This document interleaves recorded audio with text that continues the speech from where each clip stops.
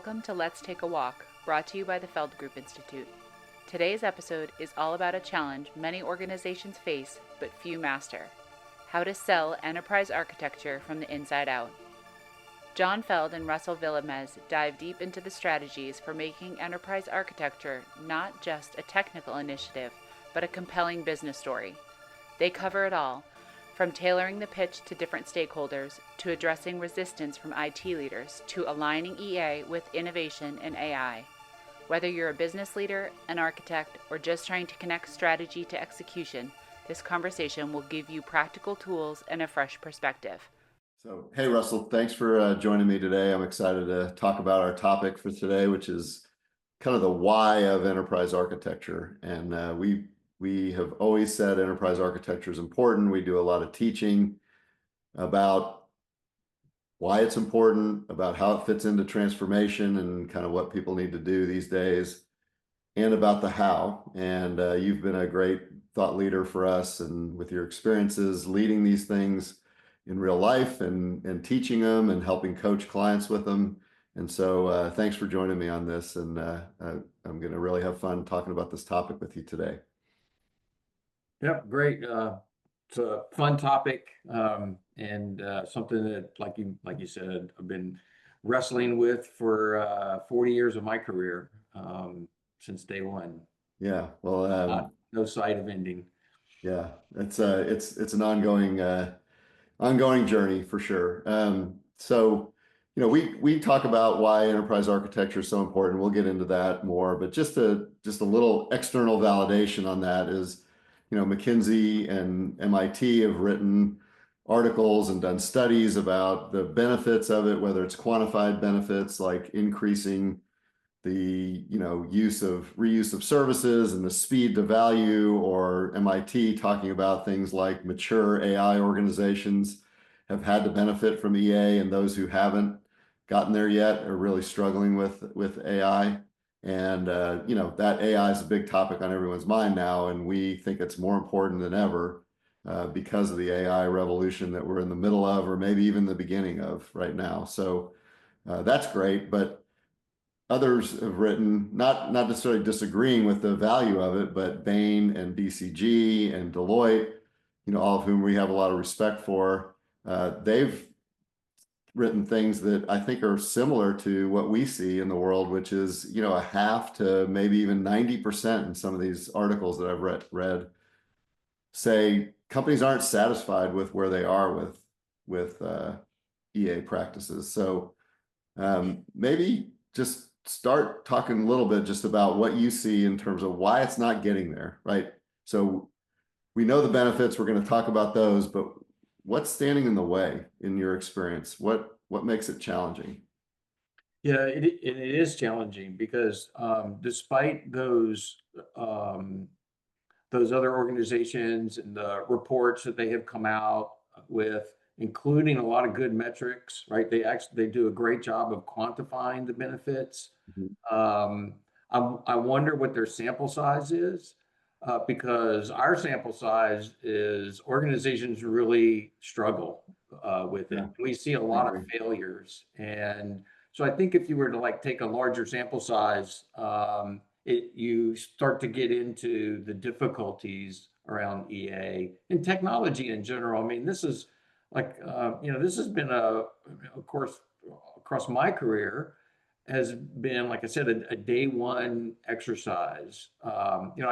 When I came out of school, fresh with an MBA, I'm thinking finance and quant and operations and accounting, and I have this technical capability that I parlayed into some, my IT career. But throughout it, no matter how deep I went into the technology, always in the back of my head, there's this, but what about finance? What about the economic benefits of doing this? How does this affect the outcome of the business?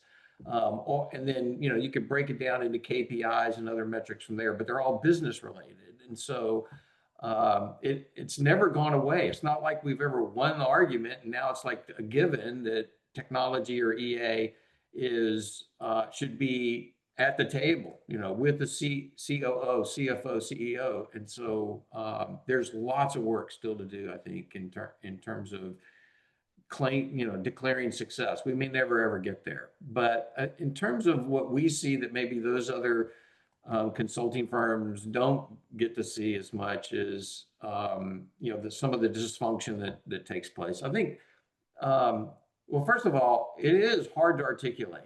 It is inherently difficult topic because enterprise architecture covers so much. And it's like, how do you talk? I mean, even in this discussion we're having right now, how do you talk about all the nuance and because a lot of the why is in some of that nuance in a 30-minute conversation or 20-minute presentation to a board or what have you. So it's an inherently difficult, complex topic to be able to articulate, and it requires people with great subject matter expertise and the ability to communicate at the same time to different kinds of audiences, because it's not a monolithic, and that's hard for anybody. It's hard for me. It's hard for you. It's just a difficult thing. So we just gotta acknowledge that this is not an easy thing to go do. And it's not even an easy thing to define. The name doesn't jump out at you as all the things we're going to talk about today that might be benefits or ways of looking at it, selling it, measuring it, things like that. It doesn't jump out at you from that name, from the name enterprise architecture. And for now, that's that's pretty much the standard name in the industry for it. But it just doesn't, pop right away as a brand that says, oh, we got to have some of that. Like AI, you think about AI, and just now people don't even say artificial intelligence. They just say AI, and everyone says, oh, I want some of that. And enterprise architecture doesn't have nearly that good of a brand appeal, or as good of I guess AI must have hired a better ad agency than EA did. It just doesn't come off as compelling and fun, and I definitely got to have me some of that, right? As the some of the other hype cycles we've seen, and even though it's actually almost the antidote to the shiny objects, right? Right. Those shiny objects are easy to explain why. Why would you want this particular shiny object? Trying to describe why you might want to slow down a little bit and plan your way into that shiny object is that's not a sexy topic. It's not fun. It's much more fun to talk about the glass object. So yeah. Well,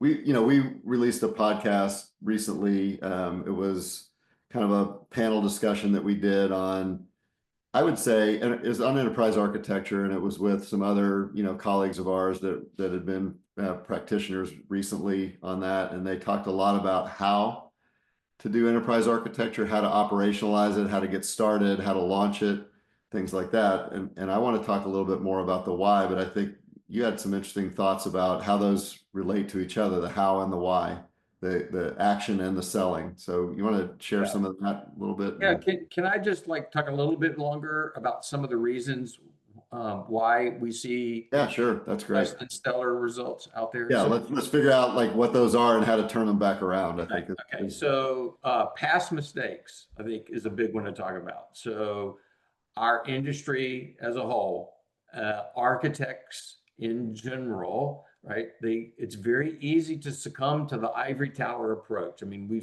I've seen that in the 80s, the 90s, the 2000s, and it happens today, right? And so it's, hey, we stay at a high level, and it's more about the conceptual architecture than it is about the implementation work. And if you can't connect the dots between that conceptual level all the way down to the physical level and give some action-oriented things for people to do, then you're just an ivory tower, and people tune you out. And we've learned over the decades to automatically tune those people out, right? They add very little value to the conversation. Right. So you gotta stop that. You gotta stop being the organization of no and start helping people with a yes. And so perfection is the enemy of the good in that scenario. So stop trying to be a purist and be more of a practitioner.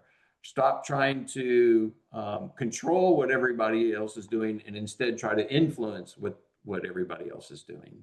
I think another factor is, because this is so hard, courage and lack of leadership, or lack of courage and lack of leadership. And I'm not sure which one causes the other, but you got to have a lot of courage and strong leadership to go in front of a CFO, a CEO, the entire IT organization, BU presidents, et cetera, and advocate for spending millions of dollars on something that's not necessarily on their radar. And so you have to have conviction, and you've got to have courage, and you have to have someone who is leading the charge. Because if you don't have some passionate leader in front of the band, right, it's just not going to work. So you got to have courage and dedicated leadership to that. And even if you have, let's say, a great CTO or a great chief architect who is that person, the CIO's got to be right there with them, also being courageous and showing leadership and being a passionate advocate for that, and not just leaving them out on an island and saying, okay, you're going to sink or swim based on your own ability. It needs to be a team effort, right? Yeah, I've seen that. Just to stop on that courage point a little bit here, is seen that where there's been a leader of enterprise architecture, and the CIO will kind of say, hey, let's make this happen. You go ahead and make it happen. Just that scenario you brought up, and that's not near enough. I would say it takes courage at the beginning for us, maybe the small group or the entrepreneurs that want to make it happen, if you will. We call it, game changers. But finding your friends, finding your game changers, having courage with them, but then going with force at some point helps with. You need less courage if you've got a lot of friends with you. You got them with you from various angles, and then at some point, if you can really get over the hump, and that's what we'll try to dive into a little bit more today, and we'll get to that, is how do you get over that inflection point where now the consensus becomes, this is important, we got to do this, and now it would take courage to stop it, right? That would be a magic trick that we'd love to keep pursuing here, and that's what we want to do, because it does take courage at the beginning, but hopefully over time, there's enough organizational momentum, enough friends along with you, that it doesn't take that much courage to continue to build that practice. Yeah, agreed. Yeah. And so in the spirit of, let's talk about how to pitch it, how to sell it, and the why would you do enterprise architecture, and put aside how to do it, because that's in that other podcast.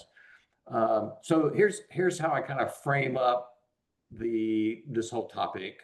We'll go through a collection of answers to that question, why enterprise architecture? And there's some big blocks, big categories that we can talk about. And I think there's actually a hierarchy to them. There's the end goal, which would be at the top of the hierarchy, and then there's some foundational stuff at the bottom of that hierarchy that, depending on the maturity of the organization, and that's the maturity of the company, the IT organization, the enterprise architecture practice, and the people that are in there, you may not be able to go all the way to the top of the mountain right away. And that might be a bad place to start if you haven't done the groundwork at those lower levels, okay? So we'll go through what, some of those answers are in that hierarchy. And then some portions of that hierarchy are important for the CEO, the CFO, the COO, the business leadership to hear. Some of them are more appropriate for business units and verticals and business functions in the business, to which you have, a lot of IT alignment too sometimes. Another category would be the architects and developers that you're dependent on for the implementation. And then the rest of IT, all the people who are going to be passive beneficiaries of enterprise architecture, and so can become advocates, vocal advocates for it, even though they don't necessarily have a role in making it happen. And so how you pitch it to each of those groups is different. It's not a monolithic audience. And so it's important to take these, it's going to be 8 different categories of why would you do EA, and applying them with some nuance to the different stakeholders, because they don't all necessarily going to bite on the same thing. Okay.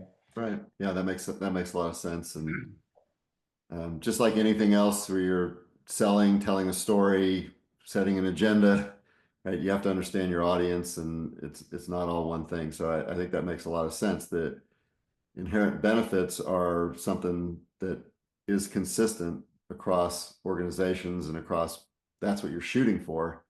But the order in which you do it, how you pitch it, who you talk to, what language you use based on the culture, if it's more operationally intensive, or it's more of a tech company, or it's, those kind of things. I can definitely appreciate the need to tailor that message and think about who you're talking to more than what you feel like you have to say, that kind of thing. So yeah. So I'll go ahead and start at the top. So this would be like the most important reason to have enterprise architecture, and then we'll work our way down to some of the lower level foundational things.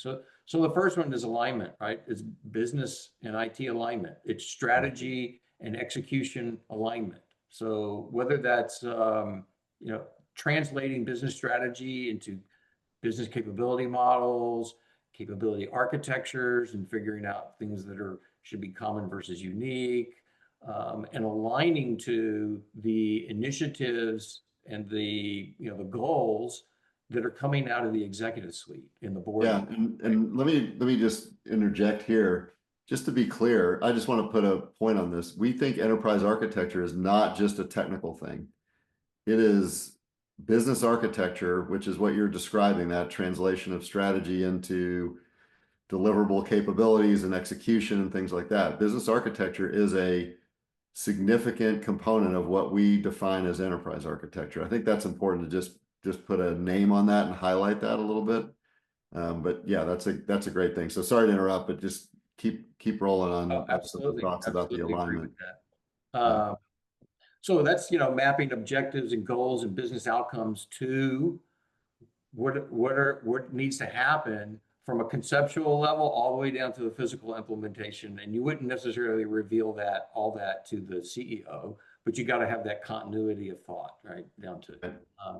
The next one, and I probably am elevating this one to a higher level importance than I might have 10 years ago, and that's agility and dealing with uncertainty, because uncertainty rules the world right now. And having the ability to pivot left or right, up or down, having options, knowing what you would do in scenario A versus B can be architected, right? And so understanding what can be uncertain, what are the things that could change over the next 3 years, and baking that in to the design of your architecture, right, is an important way to be able to deal with it. It's not going to solve it in its entirety. It's not going to make it a perfect world, but boy, you're going to be a lot better off if you've already thought through and had the conversation with the business to understand, okay, I get the current state and I get our future state, but in between, what are some of the things that can happen? And let's make sure we architect our way through that ahead of time versus trying to figure it out at the end. So dealing with uncertainty and being agile, and there's a lot of how behind all that we won't get into, but I think that's another big selling point, is dealing with uncertainty. A close third to uncertainty, or being able to deal with uncertainty, is risk mitigation. Security. We at the Feld Group, we include security as part of enterprise architecture. And the world is full of cybersecurity risks. That's not going to change. It's going to get worse, actually.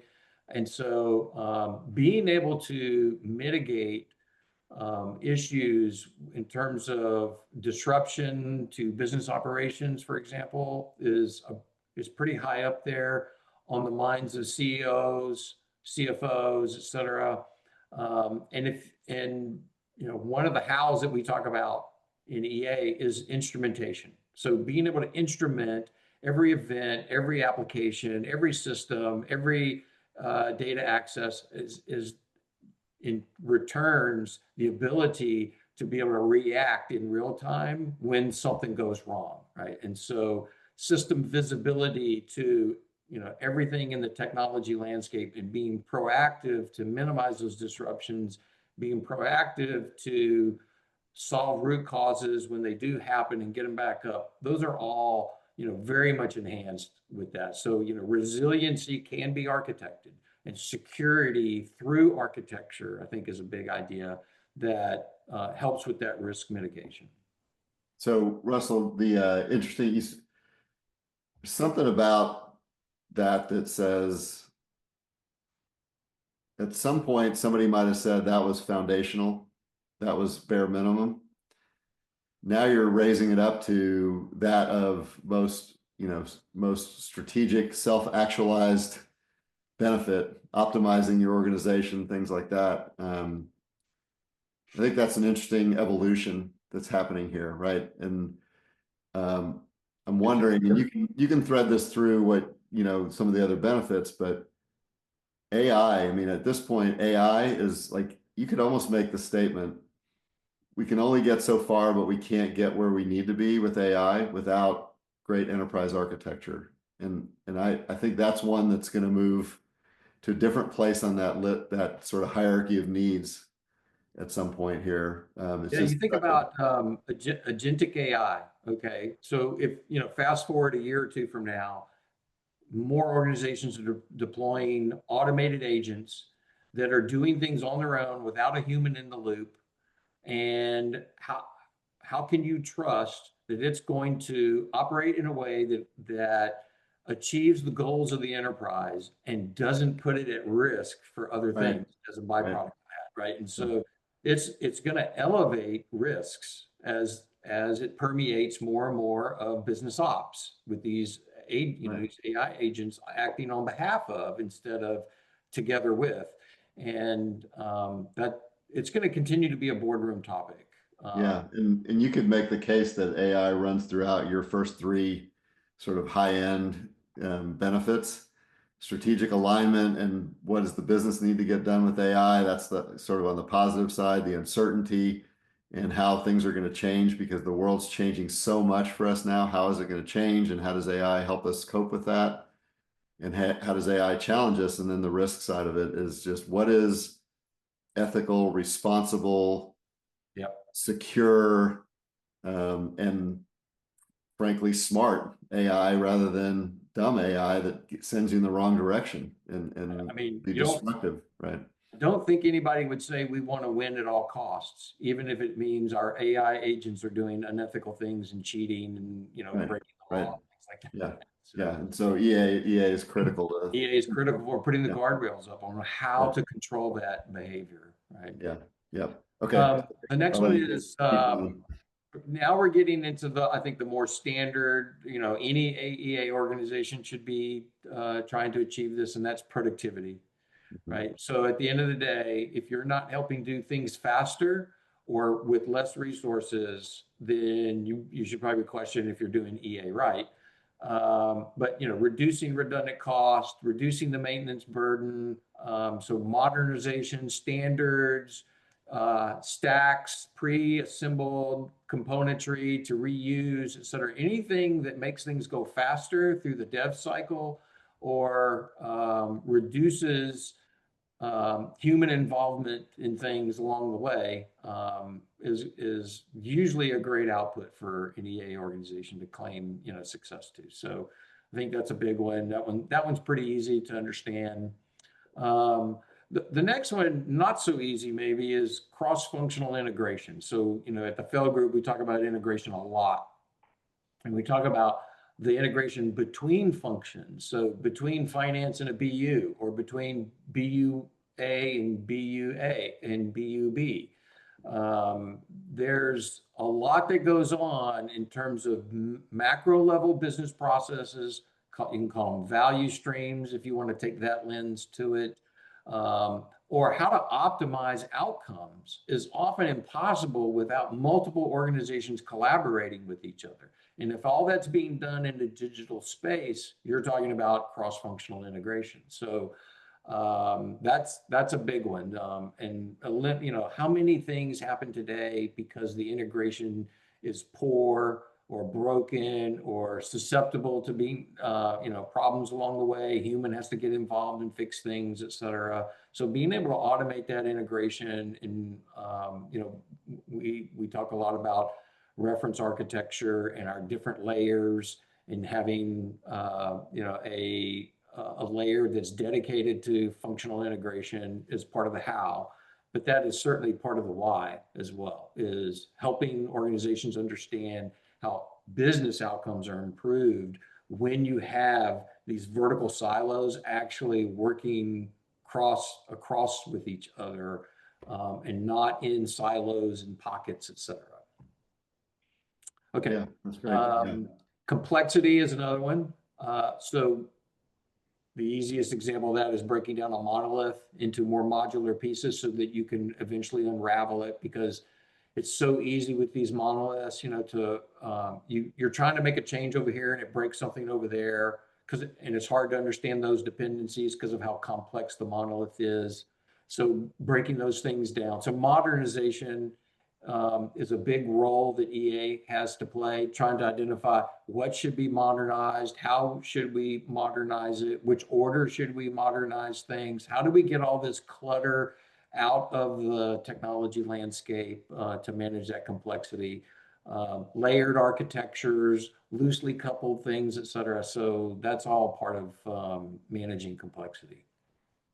The next one is innovation. So I don't want to say that enterprise architecture is the critical piece in a company being innovative. There's business innovation, there's technology innovation. There's all kinds of angles to come at the innovation topic. But EA does have a role because if we can, for example, we talk about common versus unique a lot. What are those things that are common across the enterprise versus unique to a product, or unique to a market, or unique to a business unit?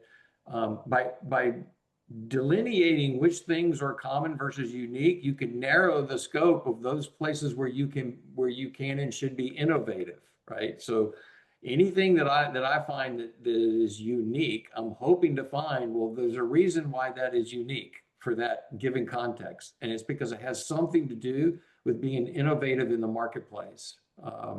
So figuring out where innovation should happen is a great kind of sets the landscape for all the other things that have to happen, right? Right. And I think if I think about innovation and what I think it means too, it means the ability to, certainly means come up with new ideas, experiment, pilot, test and learn, be creative, things like that. But to me, innovation is a big enough word that says, and I got to be able to, when I'm onto a good thing, I've got to be able to scale it and implement it, execute it, connect it to things like that. And a well-architected technology estate in general, well-architected and data platform, a digital nervous system, is something to plug into is critical for that. To come up with a new idea, everyone thinks it's great. We've experimented. We have a sandbox. We know it's unique and we wanted to experiment with it. Now we say, let's go and let's scale this. Let's get it into the marketplace and let's execute. And the answer is, well, no, because we kind of got an IT mess underneath that. Sorry, it's going to take, 12 months to get us there. That's not an acceptable answer. So having the platforms and the way to integrate and the data ready to accept those best ideas and make them operationalized and scaled in the organization is critical to the idea of being an innovative company. Yeah, in fact, done well, I think it can create a system or a systematic approach to innovation, perhaps, Right. without necessarily having to own all innovation. So giving it, some context, which is, context is always important. Right. And I think it also can help prevent the chase of the shiny object, because a lot of times those shiny objects are presented as, well, this is innovation, this is innovative, right? Blockchain, AI, name your shiny object. And EA can provide a rational approach to those things as opposed to simply adopting them because they seem like to be the most current thing to go do. Yeah, Uh, agreed. so it helps prevent bad innovation, maybe is the way to think about that. The last category would be collaboration. So I'm pretty big on a shared language Right. across IT and business to talk about things because the word you use for something is the word that you use based on where you came from, and it's not the word that I use or someone else uses. So having an understanding that when we say a value stream, we all agree and understand what that is. When we say uh, cloud agnostic or multi-cloud or hybrid, what do we mean by that? It's easy to throw those terms around. It's a lot harder to go implement them. And you need lots of people to be able to do that. And if you're not all speaking the same language, if you're not all on the same page, you're not going to get there. So you need a shared language and a unified view across business and all the different technology teams on how to do that. And you get out of that transparency. It's very clear what we're talking about now. It's very clear what we intend to do in each of those areas. So coordination is easier. It just makes everything less friction, right? And more frictionless communication, effective communication. We can go faster now because we're not spending all of our time trying to figure out what's in everybody's head. It's on paper, right? Right. So Yeah. collaboration is a big one. Yeah. So, okay. So these benefits are powerful, compelling. I think if people are watching or listening to this podcast, they're agreeing wholeheartedly. Those are the benefits for the most part. We may have some, different points of view on that, but I think you mentioned this before, and this is kind of a key thing that we've talked about, and you've written some good things about.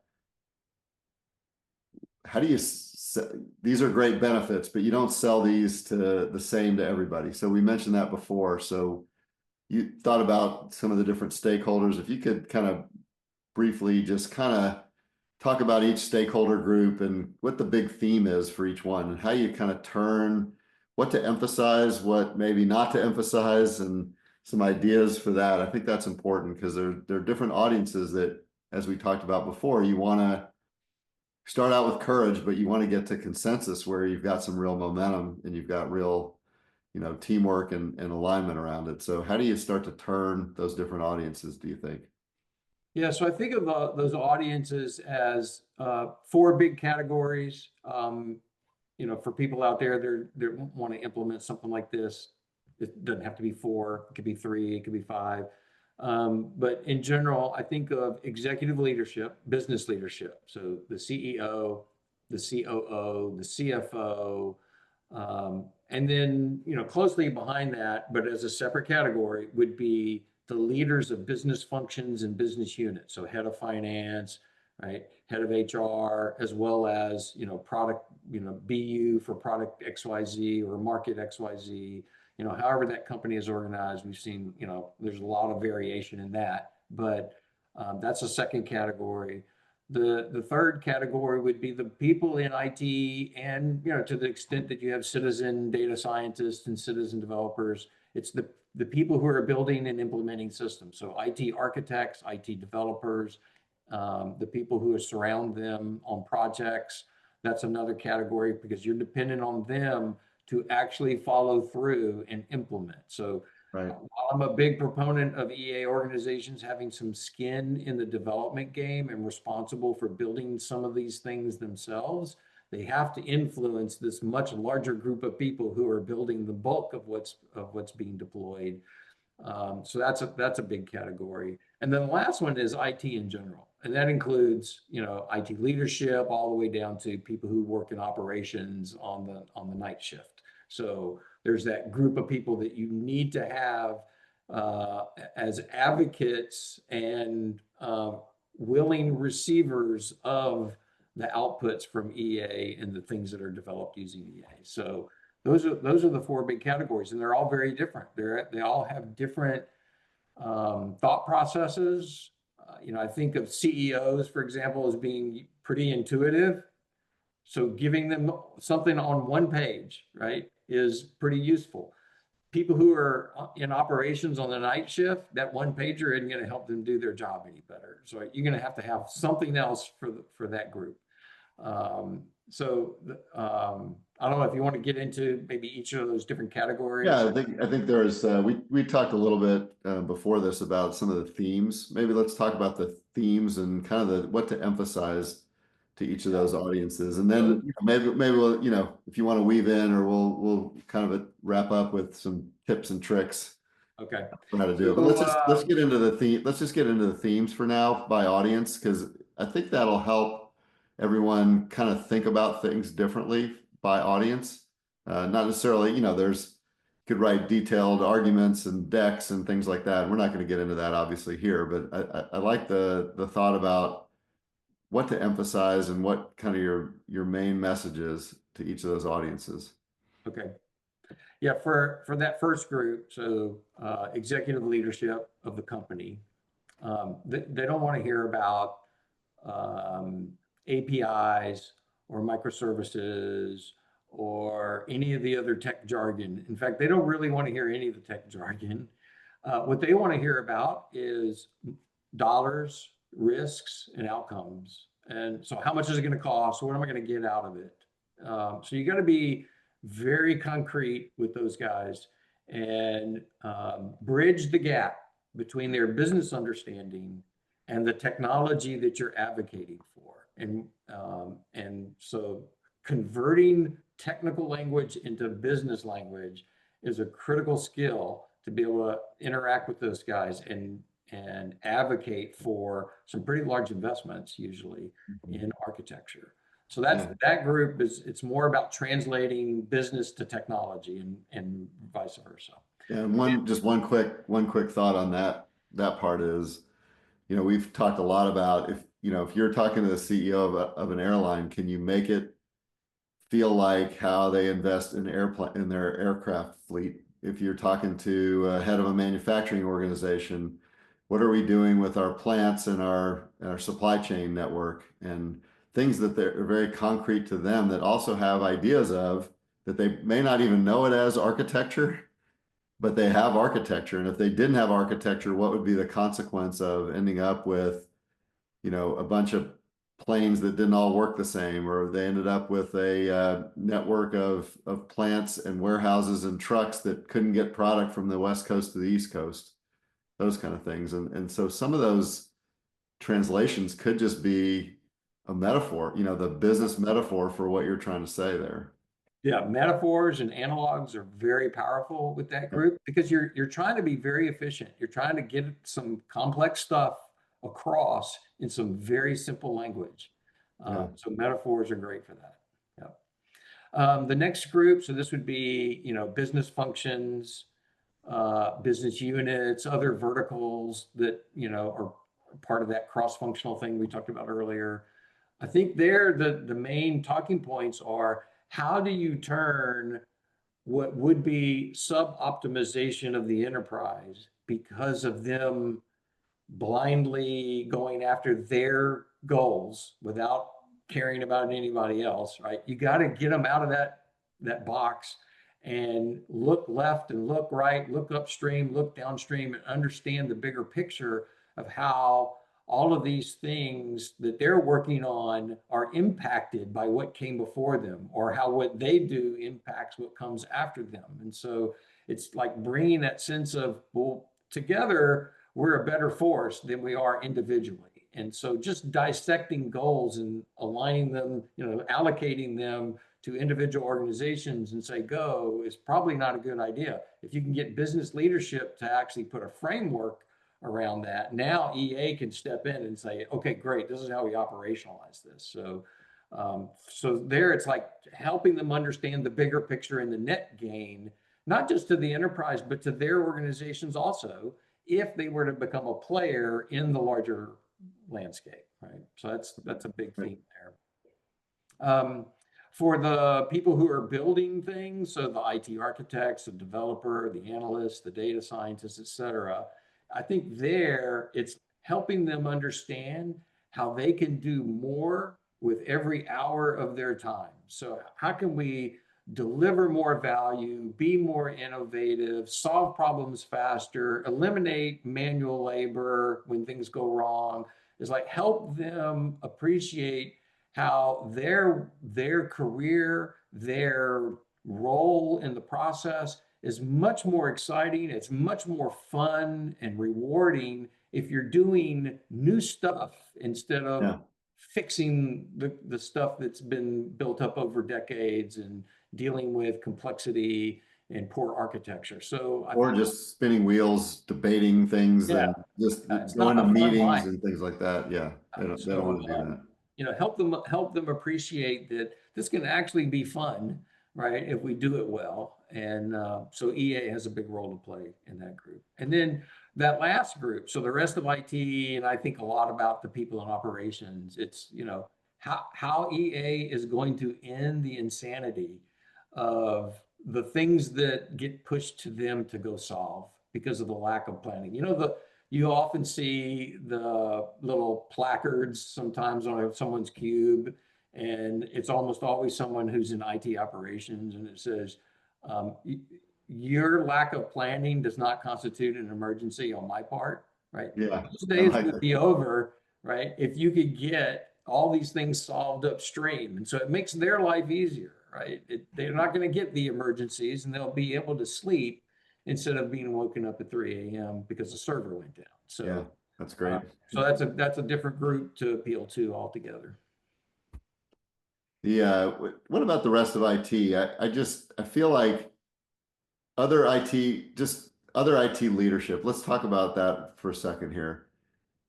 What you would hope is that IT leaders who own an application area, maybe for a business unit, or they own finance. I'm the VP or director of corporate applications or go-to-market applications, commercial or operations, and I have to deliver to the business. You would think they would appreciate these benefits and be advocates. I, I have to say, more often than not, I think there's friendly fire within IT about enterprise architecture, and it comes from the head of an application group. Hey, I got my projects I got to deliver. I want my autonomy. My users like what they like. I want to buy this software. I'm comfortable with Salesforce or I'm comfortable with SAP. And the vendors just talk to me. Whatever it is, it's a vendor alliance. It's a need for speed. I don't want anybody meddling in what I'm doing. It's don't slow me down. Don't tell me no. Um, you wish those people could be advocates, but many times they're blockers. What would you kind of create as a little sub theme for that particular group, the VPs of blank applications, or blank product development for blank in an organization? How would you convince them to come on side and be an advocate rather than be a blocker or resistor, passive or aggressive? Yeah. So I can sit on the fence here, but I'm not. I'm gonna say my immediate reaction to that kind of scenario is you got the wrong people in the job. Yeah, Because that's true. But you yeah, should not be having an IT organization where there's friendly fire on the inside of it. And so that is a problem that needs to be solved by leadership. Maybe the CIO needs to get involved. But totally agree. Totally agree. so I don't really like that situation from a personnel perspective. Okay. Yes, I agree. However, now I'll get back on the fence and say, look, these are the guys who are in the heat of the battle around projects. And, we talk a lot about projects, and the whole gauntlet of project management that goes on in most companies is the problem, right? But in a current state, most of those people, that's where they live all day long, is their hair's on fire. They've got projects they're trying to execute. There are obstacles to success that they're trying to remove for their teams, and they are solely focused on project execution, and that's not necessarily their fault, right? So that I can give them a little bit of wiggle room for that, but I think that's usually a leadership problem whenever we encounter those situations. Yeah, and I think so. Just like any other audience, meet them where they are. And so, just a real quick idea for that is just to understand how can enterprise architecture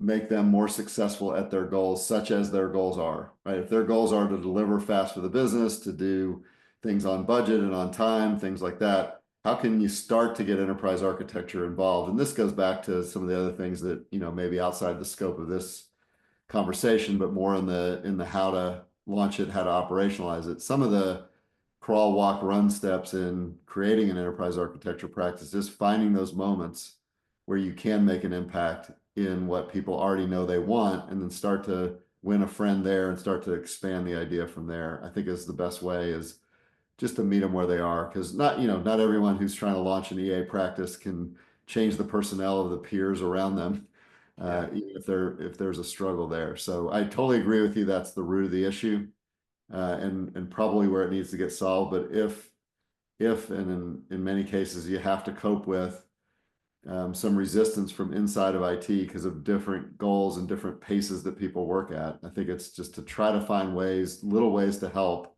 to start to, kind of earn some conversations about the bigger picture over time by helping with the smaller picture that somebody's executing against. If I were a CIO in a situation like that, I think I might try to come up with ways to incentivize those types of roles into being a part of how you sell EA to the business units and the functional leads on the business side, because often those are who those people are aligned to. Those are their primary customers. Especially if you're in applications development, you're building things for HR, you're building things for finance, you're building things for a business unit. And so you don't want to put those people in a situation where it degrades that relationship, because that's important, right, to the success of IT in general. So you don't want them to become caustic in that relationship, but you do want to incentivize them somehow to convince their customer to ask for things the way you would want them to ask for, that leans into EA, right, into a more of a big picture approach. So make them a part of your selling action with those BU leads and those business functions. Yeah, that's great. Well, let's wrap up. This has been great. Let's wrap up with just some tips and tricks. I thought there were some fun things we talked about. I have one to share with you at the end that I'll share with you, and then have you comment on, and we'll wrap up. But why don't you share 3 or 4 of your tips and tricks, just to leave people with some quick ideas of do's and don'ts. Yeah. So this applies to every group. Now, how you implement it, it may be different by stakeholder group that we've been talking about, but in general, there's like 3 or 4 things you want to be able to do. So one is have your data. If it's, you're talking to the CEO, you might want some of those BCG or Gartner stats on the value of EA. So, prep the data, have the metrics, make it as quantifiable as possible, and assemble that stuff ahead of time. Don't be like just pulling it out, in real time. Think about it and make the case and be ready. So that's one. Another one is simplify the ask. We, architects, we can be kind of verbose sometimes, and we can walk in with a 100-page deck to try to convince somebody of something, when often you need a lot less, especially the higher up the chain you go. So for the CEO, it might be a 1-pager just to get the conversation started. You might need the backup when the CFO says, yeah, but show me the data, because CEOs can be kind of intuitive, and they'll skim it and they'll go, I'm on board or I'm not. CFO might go, I'm on board, but not if it's going to cost $10 million. And so you got to have some of those facts ready to go. But in any event, simplify the ask. The next one is rehearse the story. So don't go in there and wing it. This is a great example of how not to walk into a boardroom and use the word microservices, right? So rehearse the pitch ahead of time so that you don't go back into tech mode and are speaking just to the business aspects. So rehearse the story. And then the last one is everybody's going to push back. Everybody's going to have the, yeah, but this is going to slow me down. Yeah, but we tried this before and it failed. Yeah, but that our competitors don't do this. So why should we be spending money in this area? So you're going to get pushback from all of the groups along the way, and just be ready. Anticipate what those things are ahead of time, and have your argument beforehand so that it's ready to go, and deal constructively with it as you can, but be prepared because it's coming. Yeah, those are great. And here's my one I'll bring up, and I brought it up before, but I just want to say this, and I'm going to say it a little tongue in cheek, but I'm serious about it. Is find a way to tie EA to AI. Yeah. Hitch your wagon. That Yeah. thing's going somewhere. I think. I don't know what I you think, I think that's true. If you had said that, I don't know, 20 years ago about the internet, I would have said, yeah, that's a good idea. If you had said that 10 years ago about client server or SOA or, some of these other more minor evolutions in technology, I'd say no. Right. But with AI, I think it's a lot like when the internet exploded, and it's another game-changing kind of technology at that level. And so, yeah, hitching the wagon to AI is probably a good move. I agree with that. Just if you want what you want, we're going to have this. We're going to have EA. And if you don't want what you don't want, we're going to have EA. I mean, it's simple. It's not easy to pull off, but I think it's a simple thing. And I think it's something that's, for the time we're in right now, and it'll prove out more over time. But you saw already, I mentioned at the beginning, MIT's research says, if you want advanced enterprise AI maturity, you got to have EA practice, strong EA practice. And so I think there's something there. There's something that you can feel every day in the conversations that you have with anybody, business, IT, people that are not even in the business world are talking about this stuff.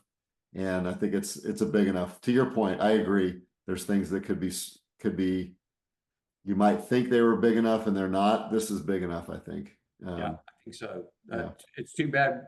That's a whole nother discussion Yeah. as to why that is. But yeah, I agree. It's a game changer. Yeah.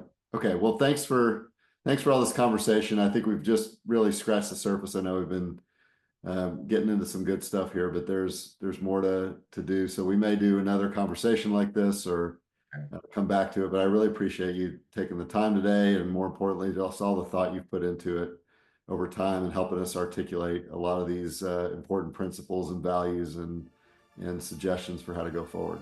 So thank you. Yeah, my pleasure. It was fun.